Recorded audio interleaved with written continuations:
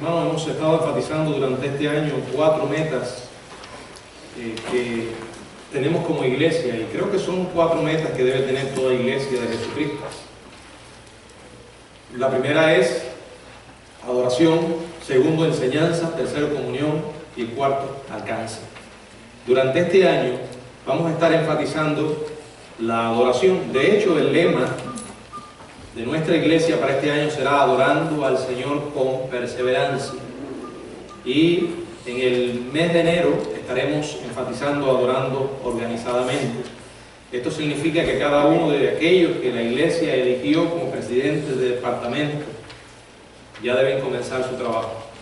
Significa que usted debe reunirse con cada una de aquellas personas que se apuntó para servir en su ministerio y planificar sus tareas y sus planes para este año. Y como dije, adorando al Señor con perseverancia. El énfasis es la adoración, y por eso hemos querido dedicar este día, este domingo, a predicar en la mañana y en la noche a el tema de la adoración, para que nosotros lleguemos a entender lo que realmente significa. Y el mensaje lo hemos titulado La adoración como un estilo de vida, y está basado en ese pasaje que tuvimos como lectura devocional en la segunda carta de Pablo a la iglesia de los Tesalonicenses, en el capítulo 2, los versos del 1 hasta el 13. Vamos a orar. Padre, gracias por la oportunidad que tú nos das de estar aquí reunidos para honrar tu nombre y también para traer tu palabra, Señor. Estamos reconociendo nuestra incapacidad humana y suplicando el poder del Espíritu Santo. Ayúdanos, Señor. Oramos en el nombre de Jesús. Amén. Bueno, ¿qué tan importante es el concepto bíblico de adoración? Para usted, ¿qué realmente significa adoración? Algunos confunden la alabanza con la adoración, y en realidad la alabanza es una expresión de adoración, pero no es la única. La adoración, como el nombre lo indica, significa reconocer a Dios, honrarle, como alguien dijera, darle a Dios el lugar que le corresponde, y es algo que no se puede aislar o quedar relegado a un lugar o a una forma específica en un momento de nuestra vida. Por eso hemos titulado el mensaje La adoración como un estilo de vida, porque aunque tenemos cultos de adoración y aunque tenemos alabanza en esos cultos, la adoración no es eso exclusivamente. La adoración es algo que podemos estar haciendo durante todo el día, cumpliendo nuestras responsabilidades, nuestras tareas, si realmente hacemos lo que dice la Biblia, y todo lo que hagáis, hacedlo como para el Señor y no para los hombres. Si ese es su enfoque, usted está realmente adorando a Dios. Nuestra vida es la mejor manera en la que podemos adorar a nuestro Dios. No podemos agradecerle, no podemos alabarle verdaderamente, mientras nuestras vidas viven envueltas en carnalidad, en egoísmo, en mundanalidad. Entonces cualquier esfuerzo que hagamos de adorar a Dios será una perversión. La Biblia dice que nuestra adoración debe ser en espíritu y en verdad. O sea, debe estar llena de autenticidad, debe estar respaldada por una vida que ha nacido de nuevo. No es perfecta, pero ama a Dios, y las cosas que hace, las hace para el Señor y no para los hombres. A veces las iglesias atraen a las personas con una carnada equivocada. Bueno, realmente uso la palabra carnada porque todos somos pescadores, dice la palabra. El Señor nos llamó a pescar hombres. Entonces hay que usar una carnada. ¿Cuál es la carnada? Bueno, la correcta, el Evangelio de Jesucristo. A veces la gente, algunas iglesias han creado su propia carnada y atraen a la gente por razones equivocadas. Y entonces vemos que se convierten en mega iglesias. Y pensamos entonces que toda iglesia que crece es porque tiene una carnada equivocada. No siempre. Hay iglesias que tienen un crecimiento sólido, un crecimiento constante. Hay iglesias que son atractivas y no por razones equivocadas. Esa razón correcta es la que me quiero enfocar. Aquellas que no, el éxito no está en el tamaño, no está en la riqueza económica, Yo creo que la razón está en que cada creyente ha tomado la adoración como una manera de vivir. No se trata de lo que hacemos solo cuando venimos aquí los domingos o cualquier otro día que dedicamos a venir a la iglesia, sino la manera como nosotros vivimos, estando conscientes de la presencia de Dios y que ante Él no somos nada. Y nuestro privilegio y responsabilidad es adorarle. De hecho, la Biblia dice que eso es lo que estaremos haciendo en el cielo para siempre. Y por eso algunos ven el cielo como algo aburrido, ¿verdad? Estar en el cielo cantando. ¿Quién te dijo a ti que la adoración es solo cantar? Es una expresión de adoración. Y como vuelvo a decir, usted puede estar viviendo y estar honrando a Dios. Ahora, ¿en qué o qué queremos decir como tener a la adoración como un estilo de vida? Ese pasaje en la primera carta a los Tesalonicenses, capítulo 2, del 1 al 13, hay una descripción de lo que realmente es tener la adoración como una manera de vivir. La iglesia del primer siglo, en su oleada de crecimiento, creció de una manera extraordinaria. No todas las iglesias que crecen lo hacen de manera correcta. Sin embargo, una iglesia sana también crecerá. Pero no podemos mirar el crecimiento solo como una evidencia de que hay una iglesia sana. La iglesia del primer siglo creció de manera extraordinaria. Hacia fines de ese siglo, la iglesia estaba compuesta por personas que estaban realmente volviendo el mundo al revés. Estaban trastornando el mundo. Había pureza, había purificación. Sin embargo, algo que predominaba en la iglesia primitiva era sencillez. Nosotros nos encanta complicar las cosas. Y cuando usted va a la Biblia, una de las cosas que encuentra es que la iglesia tenía una vida sencilla. No era complicada. Tenía una manera de vivir que rápidamente se volvió contagiosa. No era extraño encontrar incluso a los cristianos jóvenes dispuestos a morir por su fe. Bueno, nos hemos ido alejando del modelo, porque a veces los cristianos hoy no están dispuestos a vivir su fe, cuanto menos a morir por su fe. No era extraño que compartieran su fe, y estos cristianos contagiosos, estos cristianos con un estilo de vida de adoradores, vivían en la iglesia de Tesalónica.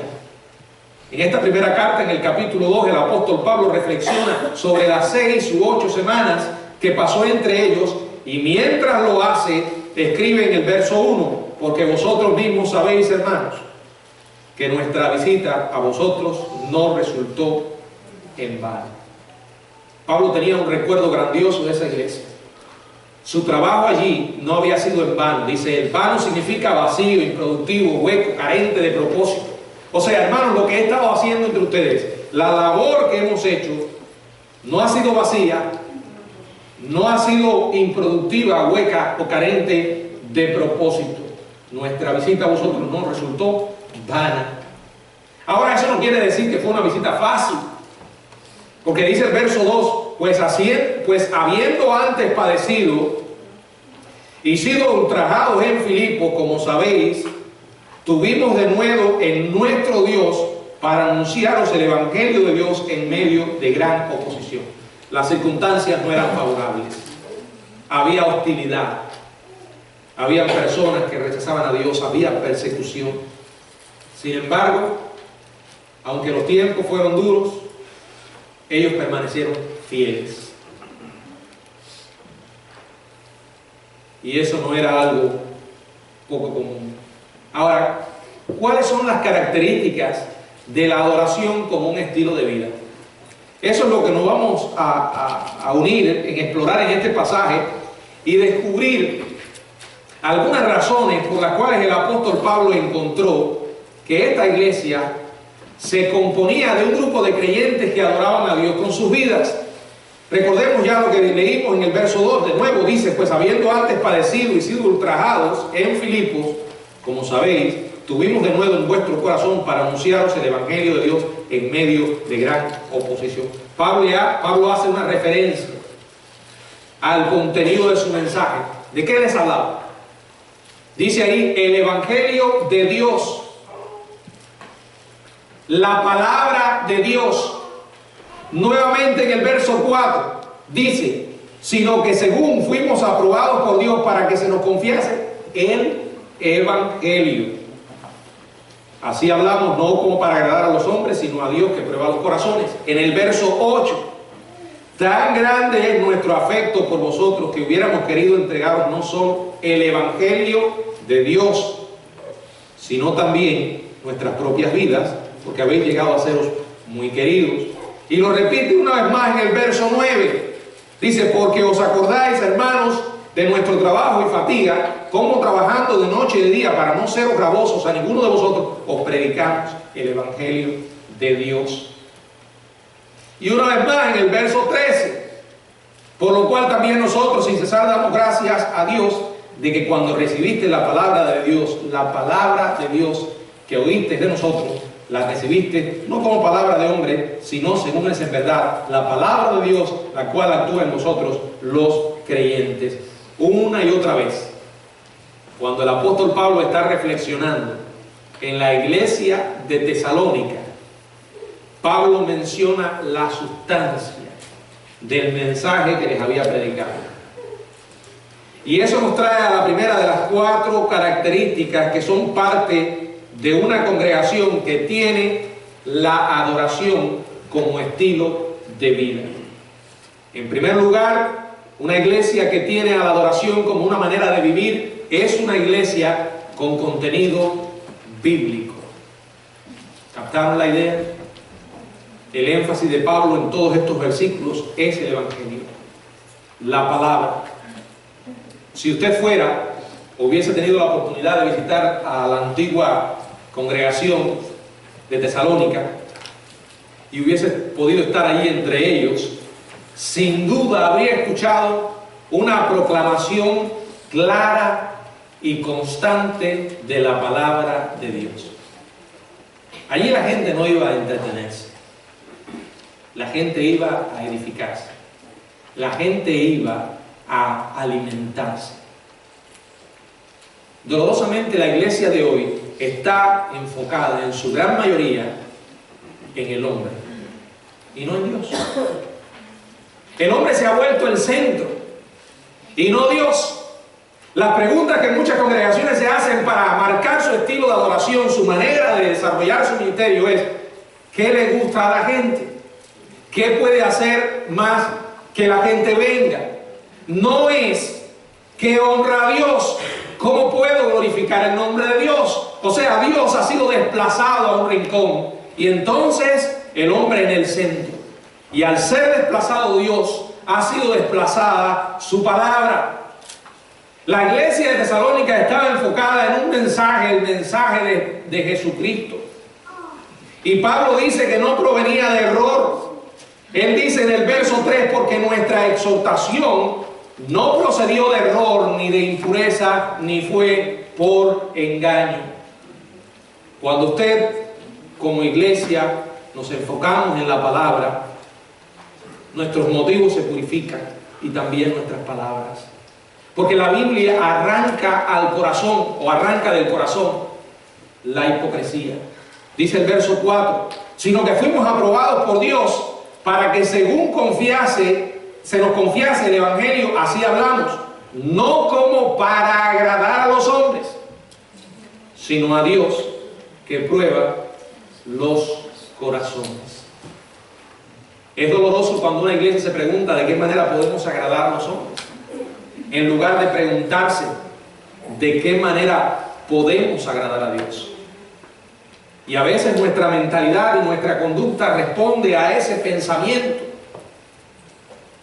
Cuanto más usamos las Escrituras, tanto menos nos preocupamos por agradarle a los demás. Cuanto más nos interesamos por presentar lo que Dios ha dicho en su palabra, tanto menos nos va a importar las opiniones humanas. Hoy comenzamos un nuevo año. Hay líderes que han sido elegidos por la iglesia. Tienen responsabilidades que hacer. Pero tengo una enorme preocupación, y es que nosotros muchas veces elegimos personas para servir en la iglesia basándonos en sus habilidades en lugar de su carácter. No sé si me entienden lo que les quiero decir. No nos preocupamos en realmente porque aquel que va a servir en la iglesia tenga una relación con Dios, que sea una persona de oración y que ame la palabra. Muchas veces nos enfocamos, bueno, fulano tiene habilidad para, no sé, desarrollar cierta tarea porque tiene esa habilidad. Fulano trabajó en tal empresa o sabe de tal cosa. Y elegimos en la iglesia personas para servir que no tienen vida espiritual. Y mucho menos son personas que le dan a la Biblia el lugar que le corresponde en su vida. Yo le pregunto, ¿podemos esperar que las cosas marchen bien así? ¿Creen ustedes que la visión de una persona que no ama la palabra ni ora es una visión espiritual? ¿Va a ver la iglesia como una agencia espiritual o la podrá ver como un negocio o una empresa? Esta iglesia era una iglesia que exponía la palabra, porque para ellos era importante el evangelio. Cuando usted, mejor diría, cuando nosotros como pastores, como maestros, nos comprometemos de lleno con la palabra de Dios, nos daremos cuenta que iremos prestando cada día menos atención a las caricias como a los ataques provenientes de los demás. Porque el énfasis entonces no estará en agradar a los hombres, sino a Dios. Billy Graham solía repetir la siguiente declaración en su mensaje. La Biblia dice, en todas partes del mundo él ha estado proclamando, la Biblia dice, y ahí estriba la autoridad del evangelista. Y esa es la autoridad que tiene toda iglesia, porque mis ideas, mis planes, si no están respaldados por la palabra de Dios, de nada sirven. Cuando usted sale al terminar un culto de adoración que ha incluido un tiempo de instrucción bíblica, debe salir con la certeza de lo que Dios ha dicho y también con la pregunta, ¿qué debo hacer al respecto? Una iglesia que tiene un estilo de vida, o la adoración como un estilo de vida, es una iglesia que tiene un contenido bíblico. Se les enseña a las personas la Biblia. Se les anima a leer la palabra y a vivir conforme a la palabra y a tomar las decisiones conforme a la palabra. Entonces la iglesia entenderá que es más importante el carácter de una persona que sus habilidades. A veces ponemos a una persona con habilidades pero sin carácter espiritual y entonces recogemos los resultados. A veces ponemos a alguien con carácter espiritual aunque no tenga habilidades, y aun cuando no tenga las habilidades, Dios le va a bendecir. Le va a bendecir. ¿Cuáles creen ustedes que son los parámetros que muchas iglesias hoy toman para elegir, por ejemplo, a un pastor? Bueno, lo invitan y lo invitan a predicar. Si el hombre predica bien, se queda. Si no predica bien, se va. Puede ser que algunos líderes de discernimiento digan, bueno, no es un gran predicador, pero parece ser un hombre de Dios. Pero de manera general, lo que más impresiona a la gente es cómo predica. Muy pocas veces se enfocan en la vida espiritual de ese hombre. Estoy poniendo el ejemplo de los pastores, pero eso se aplica a todo el liderazgo en la iglesia. Que el Señor nos ayuda a tener esa visión. Debemos tener contenido bíblico, pero no solamente en la enseñanza, y en la predicación en la iglesia, sino que para cada uno de nosotros sea importante la relación con Dios. En segundo lugar, una iglesia que tiene la adoración como un estilo de vida es auténtica en su naturaleza. Versos 5 y verso 6. Porque nunca usamos de palabras lisonjeras, como sabéis, ni encubrimos avaricia. Dios es testigo. Ni buscamos gloria de los hombres, ni de vosotros, ni de otros, aunque podíamos seros cargas como apóstoles de Cristo. Es claro que el énfasis pasa del mensaje, que ya vimos en los primeros 4 versos, al mensajero, versos 5 y 6. Lo que en realidad es, dice Pablo, mi presentación fue auténtica. Yo no llegué alabándole o halagando a todo el mundo con adulaciones. Yo no ministré con un plan oculto de codicia material. Yo no busqué gloria de parte de la congregación a la que estaba sirviendo. Tampoco me valí de posición privilegiada como un apóstol de Cristo. Estas son palabras de alguien que es auténtico. La autenticidad puede que no sea popular, pero nunca va a dejar de pasar, nunca pasará desapercibida. Y no dejará de atraer. Porque nada atrae más que el saber que usted está frente a una persona sincera, despojada de hipocresía. Ese es el verdadero corazón de un siervo. Pablo le escribió posteriormente a los Corintios en la primera carta, en el capítulo 2. Primera carta a los Corintios, en el capítulo 2, verso del 1 al 5. Así que, hermanos, cuando fui a vosotros para anunciaros el testimonio de Dios, no fui con excelencia de palabra o de sabiduría, pues me propuse no saber entre vosotros cosa alguna, sino a Jesucristo y a este crucificado. Y estuve entre vosotros con debilidad y mucho temor y temblor, y ni mi palabra ni mi predicación fue con palabras persuasivas de humana sabiduría, sino con demostración del Espíritu y de poder, para que vuestra fe no esté fundada en la sabiduría de los hombres, sino en el poder de Dios. Eso es un ministerio auténtico. Pero bueno, he estado empleando la palabra auténtico y tal vez todavía no ha logrado alguno definir lo que significa. La comparamos con ser sincero. Pero les voy a dar una definición de lo que es autenticidad. La autenticidad se da cuando las personas verdaderas dicen cosas verdaderas acerca de asuntos verdaderos con sentimientos verdaderos. Eso es ser auténtico. Repito, cuando las personas verdaderas dicen cosas verdaderas acerca de asuntos verdaderos con sentimientos verdaderos. No hay palabrería con cosas. No hay doblez de lenguaje. No hay nada que ocultar, mucho menos que esconder. No hay palabras saturadas de religiosidad que suenan piadosas pero que carecen de apoyo en las acciones. Cuando uno es auténtico, dice lo que piensa y dice la verdad. Admite sus fracasos y sus debilidades cuando corresponde. El Señor dijo en Juan capítulo 4, verso 23, que Dios ama o busca a aquellos que le adoran en espíritu y en verdad. Miren, hermano, cuando la gente descubre una iglesia así, cuando la gente descubre una iglesia que promueve este tipo de autenticidad, no pueden permanecer lejos. Es como un imán invisible que atrae. Honestamente, desde el plano humano, no hay nada que más la gente rechaza que saber que está tratando con una persona hipócrita, ¿verdad? Y no hay algo que, no hay otra cosa que atraiga más cuando vemos que hay personas sinceras. Una iglesia que permanece bíblica en contenido será especial. Eso sí, de por sí solo va a llamar la atención.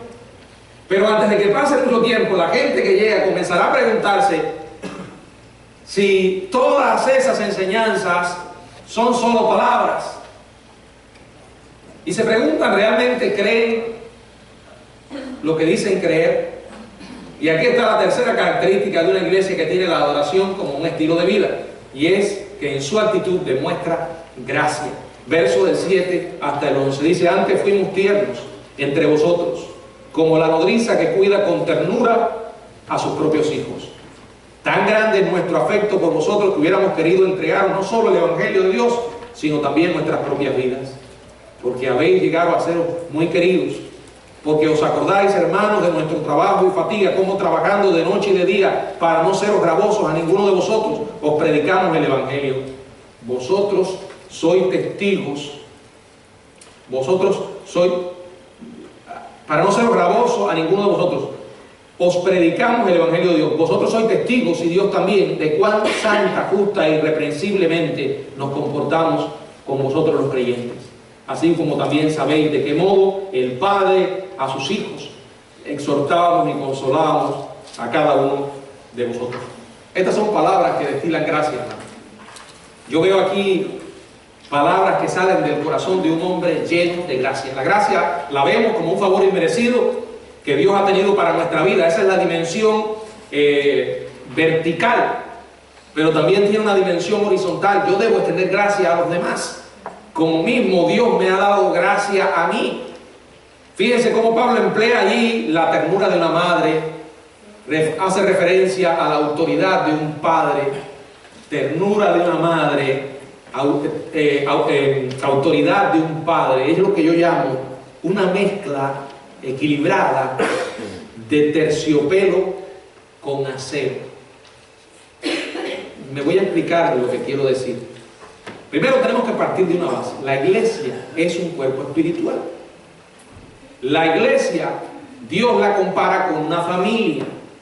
La iglesia no es una empresa, no es un negocio, tampoco es un ejército. Aunque somos soldados, pero no es un ejército en el que usted da una orden y la gente tiene que cumplirla. No me refiero a eso. La iglesia es una familia. Las empresas no tienen padres y madres. La familia sí. Por eso hace falta gracia. Y por eso hace falta gente espiritual en el liderazgo de la iglesia. Porque cuando el liderazgo de la iglesia está en manos de gente carnal, la van a dirigir como una empresa. Por eso les hablaba al principio de esa cualidad de tener un contenido bíblico. Usted puede saber lo que es importante para mí por mis acciones. No es tanto lo que yo digo. Si a mí no me interesa la palabra de Dios, ni me interesa la oración, ni me interesa congregarme, eso se va a ver en mi vida. Y si no tengo una relación con Dios, las decisiones que yo voy a tomar van a ser carnales, humanas. Para comportarnos como una familia necesitamos una relación con Dios. Y dije, hay momentos en que hace falta firmeza. La firmeza del acero. Porque a veces en la iglesia hay actitudes que hay que reprender. Hay hermanos que hay que disciplinar. No significa que no se ame. Dice la palabra que Dios a quien ama disciplina, como el padre de sus hijos. Y hay momentos en los que hay que mantener gracia para aquel que pecó y se arrepintió, aquel que está tratando de seguir adelante con su vida. Hay que manifestarle gracia. Por eso decía, una mezcla de acero con terciopelo. Esta es una combinación realmente contagiosa. Digo, hay momentos en los que hay que hacer con acero, pero habrá momentos en los que hay que hacer con el terciopelo. Una iglesia solo de acero es rígida, calculadora, dura. Las he conocido. Gracias a Dios están en una iglesia de esas. Las he conocido. Personas que andan como cazadores e implacables con otros. Se vuelve rígida, calculadora, dura. Demasiado acero y el mensaje se convierte en un puño apretado. Pero una iglesia que solo es terciopelo, demasiado blanda, demasiado tolerante, es un lugar donde se acepta todo y falta convicción. ¿Qué se necesita? Equilibrio. ¿Y dónde encontrar ese equilibrio? Les voy a decir, porque nosotros por naturaleza nos vamos a los extremos, somos pendulares, igual que los relojes esos antiguos que van allí de un extremo a otro. El equilibrio está aquí. Muchas veces la Biblia se refiere a sí misma como recta. Muestra un camino y es la que nos da el equilibrio que necesitamos, porque en ella está ese balance. Necesitamos tanto el acero como el terciopelo para que exista autenticidad junto con la gracia, con la verdad y el amor.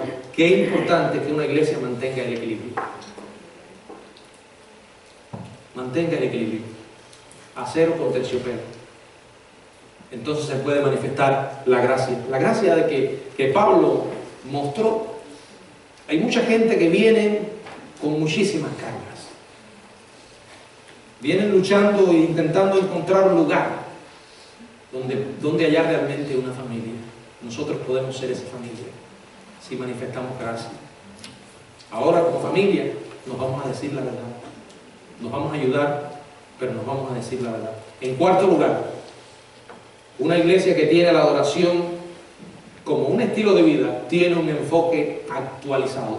Verso 12 y verso 13. Y os encargábamos que anduviese como es digno de Dios, que os llamó a su reino y gloria, por lo cual también nosotros sin cesar damos gracias a Dios de que cuando recibiste la palabra de Dios que oíste de nosotros, la recibiste no como palabra de hombre, sino según es en verdad la palabra de Dios, la cual actúa en vosotros los creyentes. Aquí Pablo está haciendo énfasis en el enfoque. ¿Qué es el enfoque? La aplicación práctica que le damos a la Biblia. Ya he dicho, la Biblia no cambia. También he dicho, los métodos pueden cambiar. El hombre es el mismo, sigue siendo el mismo pecador, pero la manera en que vive, la cultura en que vive, las circunstancias que le rodean no son las mismas. A veces las preguntas que el hombre tiene hoy no son las mismas que se hacían años atrás. Por eso necesitamos darle un enfoque actualizado a la Biblia. ¿Qué quiere decir eso? ¿Cambiar el mensaje? ¡No! Darle una aplicación para el hoy. Darle una aplicación para las preguntas que la gente tiene hoy. Y yo no tengo ningún problema con eso porque la Biblia es pertinente. Nosotros no la hacemos pertinente, ella es pertinente. La Biblia tiene aplicación hoy como la tuvo ayer. Muchas iglesias proveen las buenas nuevas para el hombre del siglo I. Pero lo que necesitamos son buenas nuevas para el hombre del siglo XXI. Necesitamos un mensaje que tenga en mente los asuntos pertinentes para nuestro tiempo. Necesitamos una aplicación que se enlace con el hoy. Los miembros de una congregación necesitan la seguridad de que la Biblia toca el corazón de las necesidades hoy y que trata con los asuntos que vivimos hoy. Claro que sí. En ella hay respuesta para nuestras necesidades hoy también. Repito, la Biblia es pertinente. Nosotros no la hacemos pertinente. ¿Cuál es mi responsabilidad? Es hablar, señalar lo pertinente que es en realidad la palabra de Dios. Hay muchísimos asuntos que hoy el hombre enfrenta que quizás años atrás no eran preguntas ni dudas para él. La cuestión del aborto, el consumo de drogas, la homosexualidad, el terrorismo, la clonación. Podríamos seguir mencionando muchas cosas. Y la Biblia tiene respuesta para todo eso. Su mensaje sigue hoy llenando las necesidades. Por eso necesitamos ser un pueblo de la palabra. Porque la gente no viene a la iglesia buscando lo que el pastor piensa, ni lo que el maestro de la escuela dominical opina sobre tal o más cual asunto. Vienen a oír lo que Dios dice. Tampoco vienen a oír una terapia. Vienen a escuchar lo que Dios dice, aunque sea difícil de escucharlo. Estas características nos ayudan a tener la adoración como un estilo de vida. Cuando alguien nos pregunte cuál es su iglesia, en lugar de decirle, mire, mi iglesia es bautista, presbiteriana, pentecostal, carismática, he aquí una excelente respuesta. Somos una iglesia con un estilo de vida, o con la adoración, que tiene la adoración como un estilo de vida. que es bíblica en su contenido, es auténtica en su naturaleza, bondadosa en su actitud y actualizada en su enfoque. Esa es la manera como nosotros vivimos. Ahora, cuando nosotros como pueblo de Dios adoramos a Dios de esa manera, ¿qué podemos esperar? Bueno, de Dios podemos esperar que Él honre nuestros esfuerzos a pesar de nuestras debilidades. Muchas veces nos parece que nos quedamos cortos y decimos, bueno, yo tengo tantas debilidades y en realidad lo que estoy haciendo quizás no está funcionando como quisiera. Pero si este es tu enfoque, si esta es tu motivación, Dios va a honrar tus esfuerzos. Hermanos, recuerda esto. Todo lo que hacemos, si lo hacemos para Dios, va a rendir fruto. Va a rendir fruto. A veces hay hermanos que se desaniman. Comienzan con mucho entusiasmo el año. Voy a hacer esto, voy a servir. Después a mitad del año se les acaba la batería. Que el pastor quizás no me animó, o que en la iglesia había tantas críticas, o que todo. Bueno, en primer lugar, cuando uno se mete en una posición de liderazgo, tiene que esperar todo esto. Pero cuando tú lo mantienes en tu enfoque, ¿para quién estás haciendo las cosas?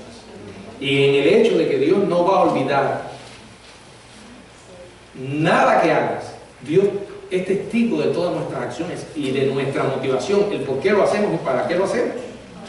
Él va a honrar nuestros esfuerzos. De nosotros mismos podemos esperar que vemos el ejemplo de lo que es ser semejante a Cristo, como eran los cristianos del siglo I, pero en un estilo del siglo XXI. De los demás, ¿qué podemos esperar?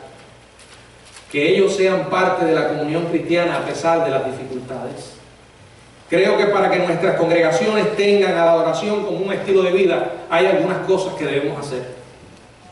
Bueno, ya mencioné estas características, pero hay algunos lineamientos que debemos mantener en nuestra mente y hacerlos que se conviertan en patrones, que siempre estemos pensando en ellos. Número uno, tener más énfasis en el contenido que en las cosas exteriores. Hay que tener mucho más énfasis, repito, en el contenido que en las cosas exteriores. No significa que le vamos a dar a Dios cualquier cosa, pero significa que nuestra énfasis principal está en la motivación con que lo hace. Probablemente una persona no tenga una hermosa voz para cantar, pero si tiene el deseo de servir al Señor y un corazón conectado con Dios, para nosotros debe ser más importante eso que lo otro. Y no importa lo que la gente diga. Es un ejemplo que pongo en ese sentido. Podría poner muchísimos ejemplos. En segundo, debemos darle más importancia a la profundidad en nuestro conocimiento que al tamaño de la iglesia. Porque nos mareamos. Y entonces tomamos los números como una regla para medir nuestro crecimiento. No. Hay que buscar madurez. Hay que buscar profundidad. En tercer lugar, debemos tener más interés en enaltecer a Cristo que a nosotros mismos. Debemos estar enfocados en el Señor, no en el hombre. Por eso no se cambia la pregunta, ¿qué le gustará a la gente? No, ¿qué le agrada al Señor? ¿Y cómo yo puedo saber lo que le agrada? Aquí está en su palabra. Debemos tener conciencia de que la iglesia está hecha de seres humanos con un alma eterna y no de edificios de hormigón armado. La iglesia somos las personas, nosotros, con o sin templo. Tener más interacción con los creyentes, tener más interacción con los no creyentes que están afuera. Todos los días nos relacionamos con diferentes personas. Usted en su lugar de estudio o en su lugar de trabajo, todos nos relacionamos. Debemos recordar que es allí donde tenemos que llevarles el Evangelio. Si lo podemos traer bien, pero ese no es nuestro objetivo. Nuestro objetivo es allí compartirles la palabra, hablarles del Evangelio, dedicar un tiempo a una conversación espiritual. Si no lo puedes hacer en su trabajo, espera a que la persona salga. Dale tu número de teléfono.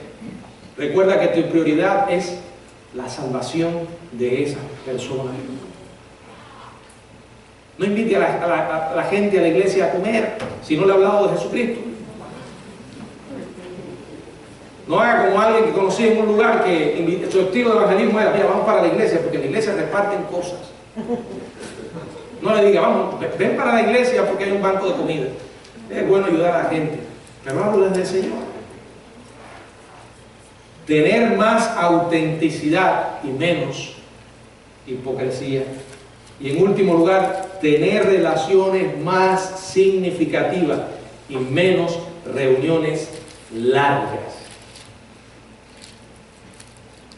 Pues yo vengo a adorar al Señor. Como yo vengo a adorar al Señor, tengo que meterme 2 horas en el templo. Hay iglesias que usted sabe cuándo empieza el culto, pero no sabe cuándo se acaba. Ah, pastor, eso que usted está diciendo no parece muy espiritual.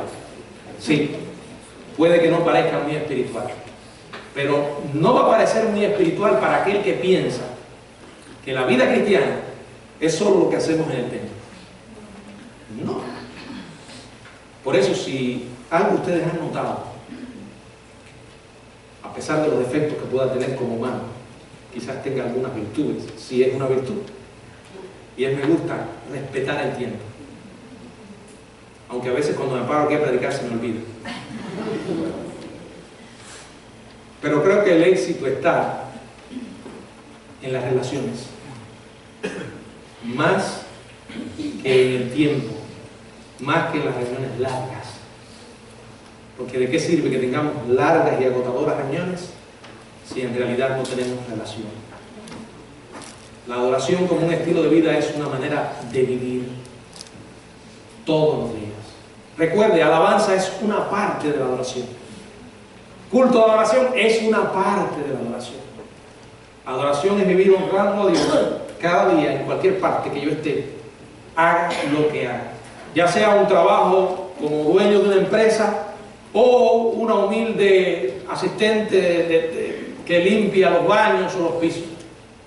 Había alguien que solía decir: yo adoro a Dios limpiando cazuelas. Claro, que nadie tuerza la cosa. El hecho de que la adoración debe ser como un estilo de vida no significa que usted viene aquí al culto. Digo, yo me voy a quedar ahí por ahí mariposeando porque yo estoy adorando a Dios. Sí, porque hay algunos que han torcido la cosa. Bueno, como yo estoy adorando a Dios, no importa, yo estoy afuera conversando y ahí en el culto. No, si usted viene para adorar a Dios aquí. Y no hay nada más importante el domingo en la mañana que la escuela dominical y el culto de adoración. No lo hay. Si hay algo que no puede hacer, no lo haga. No lo haga. Lo más importante es estar sentado aquí, oyendo la palabra de Dios. Porque aquí yo voy a recibir lo que allá afuera voy a vivir. Que el Señor nos bendiga, hermanos.